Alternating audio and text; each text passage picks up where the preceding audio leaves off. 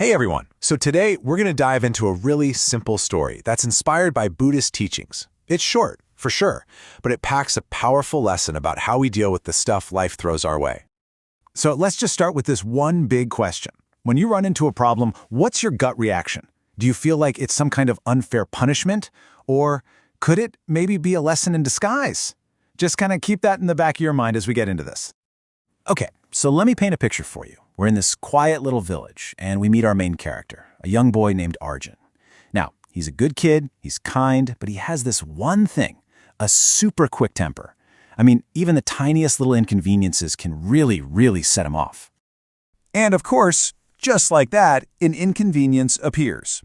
He's walking to the river, and bam, there's this big stone just sitting in the middle of the path.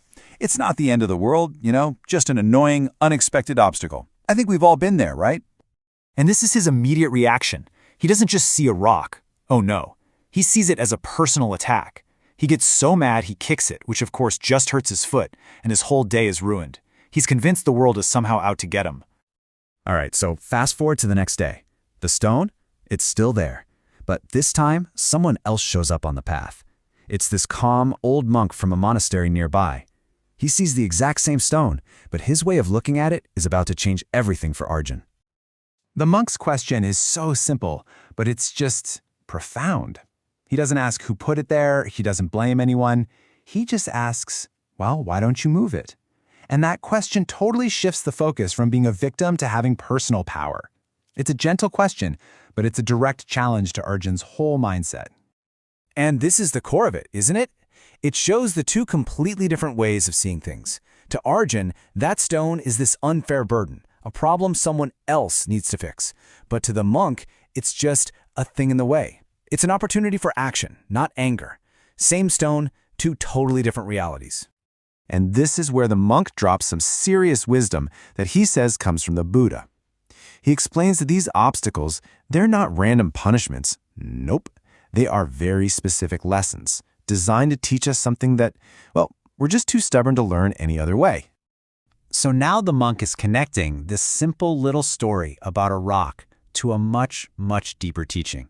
He's about to unpack two key ideas that really explain why our perspective is everything, the power of our intentions and the peace we can find in our actions. Okay, so the first big idea the monk talks about is right intention. He basically says that everything, and I mean everything, starts in your head. Our thoughts aren't just floating around doing nothing. They are the seeds that grow into our actions. If you plant thoughts of anger and frustration, that's the kind of life you're going to grow. But if you change the thought, you can change everything. And right here, this is the turning point. You can just see the light bulb go on for Arjun. The monk's words actually land. He stops complaining, he stops waiting for someone else to fix it, and he takes action. He physically moves the very obstacle he was cursing just a day ago. The second he moves that stone, Arjun feels his wave of peace. And the monk has a name for that feeling too. He calls it the reward of right action. See, it's not just about getting the job done. It's about that inner calm you get when you respond to a problem constructively, instead of just reacting with anger. So, great story, but what about us? How do we actually apply this stuff? Well, Arjun's big change isn't just a happy ending. It's a real, practical model for how we can face the stones on our own paths. Arjun's new way of handling things can pretty much be broken down into 4 simple steps. Now, whenever a problem comes up, he doesn't just fly off the handle. First, he pauses. Second, he takes a breath to calm down. Third, he asks a really important question. And only then, fourth, does he act. And that question from step 3, that is the absolute game changer. Instead of screaming, "Why is this happening to me?" he now asks, "What is this trying to teach me?" That one little switch turns every obstacle from a burden into a classroom. It becomes an opportunity to grow. And because of that mental shift, his actual choices start to look totally different. He now consciously chooses patience instead of anger.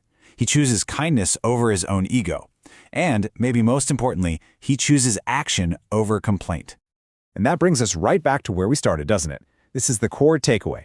The stones in our own lives, the delays, the setbacks, the frustrations, they're not there to punish us. They're there to teach us patience, resilience, and a little bit of wisdom. The story's final piece of advice is really just this simple command. The path to finding peace isn't about hoping for a path with no stones. It's about building the wisdom and the willingness to move the ones you find.